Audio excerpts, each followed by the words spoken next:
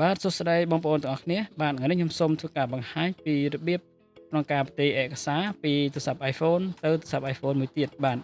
ដោយពុំបាច់យើងធ្វើការផ្ញើតាមឆាតឬក៏យើងធ្វើការផ្ញើតាម Telegram អីផ្សេងៗទេបងប្អូនបាទថ្ងៃនេះយើងមានវិធីក្នុងការផ្ទេរឯកសារ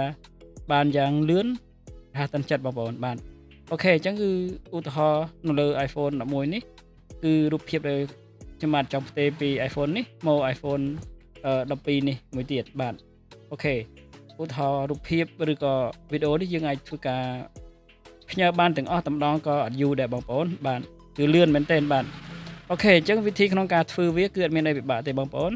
យើងគ្រាន់តែធ្វើការអូសវាឡើងលើបាទហើយយកកន្លែងពាក្យ AirDrop នេះមកបងប្អូនបាទយកកន្លែង AirDrop នេះយើងសង្កត់វាអញ្ចឹងមកវានឹងបង្ហាញពាក្យ AirDrop យើងធ្វើការបើក AirDrop អញ្ចឹងមក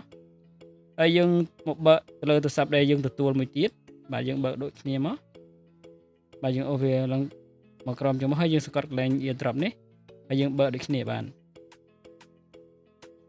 យើងបើកដូចគ្នាហើយយើងធ្វើការចូលទៅរូបភាពណាដែលយើងចង់បាញ់បាទយើងចូលមកក្នុងរូបភាពទៅលើទូរស័ព្ទណាដែលយើងចង់ផ្ទេរពីទូរស័ព្ទហ្នឹងទៅទូរស័ព្ទផ្សេងមួយទៀតបាទយើងចូលរូបភាពចឹងមកបាទឥឡូវឧទាហរណ៍ក្នុងរូបភាពនេះគឺវាមានវីដេអូមានរូបភាពអញ្ចឹងយើង select យកទាំងអស់មកបងប្អូនយើងចង់បាញ់ទាំងអស់យើង select ទាំងអស់មក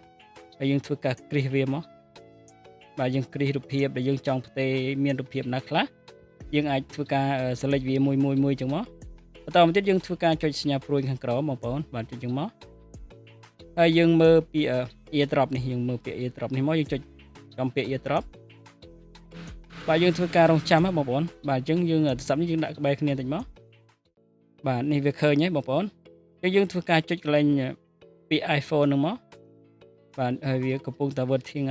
ហើយកន្លែងទូរស័ព្ទដែលយើងទទួលយើងចុច accept មកបងប្អូនពាក្យ accept មកបាទអញ្ចឹងវាកំពុងតែធ្វើការទាញរូបភាពយើងចូលហើយបាទយើងធ្វើការរងចាំវាសិន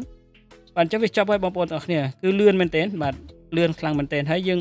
អាចចូលមកឆែកមើលទូរស័ព្ទនេះ iPhone 12យើងចូលមកឆែកមើលរូបភាពយើងផ្ទេរវិញគឺវាមកទាំងអស់តែម្ដងបងប្អូនវាមានរូបភាពអីផ្សេងៗនៅក្នុងនោះទាំងអស់